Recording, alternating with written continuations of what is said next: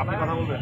আচ্ছা, তাহলে আপনাদের যে 5 জন, সেই 5 জন আপনারা বাকি যারা আছেন তারা সোজা যান, যে ওইখানে কোনো জায়গায় রাস্তা যেন প্রতিবন্ধকতা সৃষ্টি না হয়, এভাবে আপনারা শান্তি সাইডে থাকেন যেন মানুষের জনদুর্ভোগ না হয়।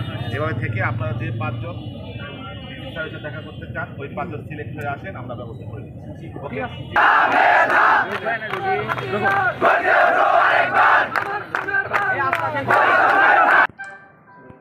ছেড়ে দেয় একটু